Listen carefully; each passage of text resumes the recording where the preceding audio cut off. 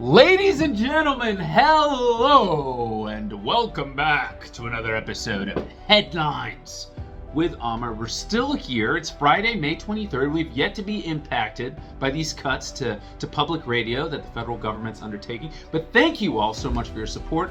Why don't we get started? It's a holiday weekend and we are headed straight to Slovenia. Yes.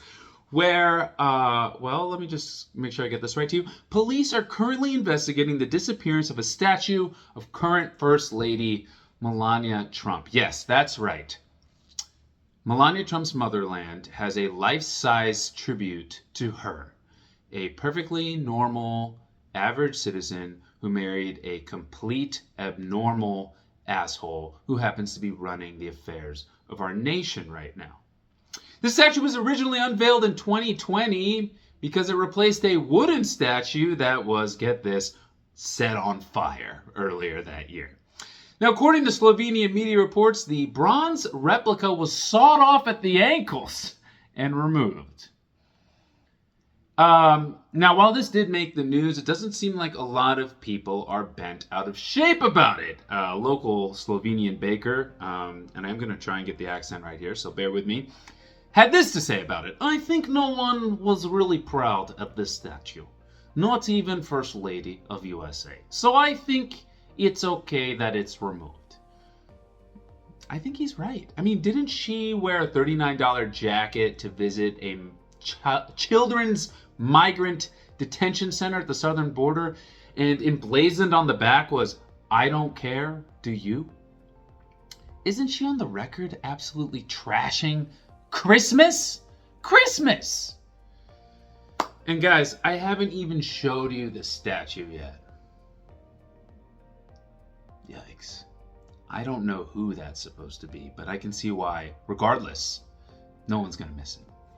Moving on! Chicago Sun-Times, a giant in the realm of journalism, news, and media, published an AI-generated summer reading list with books that don't exist.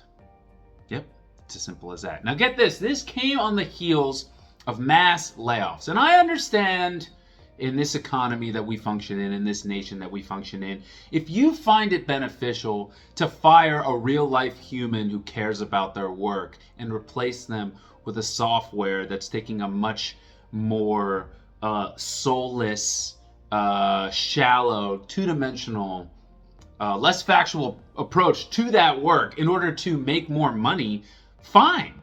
But you got to do a better job than this. I mean, you want to half-ass a summer reading list, throw some Danielle Steele on there. You don't got to make shit up. The worst part is Chicago Sun-Times doesn't even seem to be embarrassed about this. In an official statement on the incident, they said this special section was supplied by a nationally recognized content partner and that they're actively investigating the accuracy of this content. Wow! Oh, why didn't you tell me they were nationally recognized? Oh my God, then that's fine, and you're leading with that rather than saying sorry and you are actively investigating as opposed to passively investigating. What is there to actively investigate? The titles are fake! That's like running over someone with a car, being charged with manslaughter, and then saying the murder was committed by a nationally accredited automobile. I had no idea! I haven't even told you guys the scale of this blunder. Guys, they shared 15 titles. 10 of them are made-up books. 10! 70% of the list!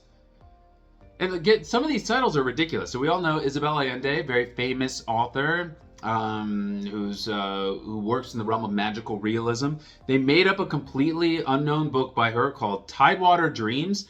And not just that, the AI software went on to describe everything about the book. A multi-generational saga set in a coastal town where magical realism meets environmental activism. The balls on these guys! And yes, one other title that was featured, a completely fake book that's never been written called The Last Algorithm. Yeah, that sounds about right. That's it for this week. Just going to close out with a question. Did J.D. Vance actually think the Pope was going to walk around in a Chicago Bears jersey? Think it over on your holiday weekend. As always, thank you all for watching.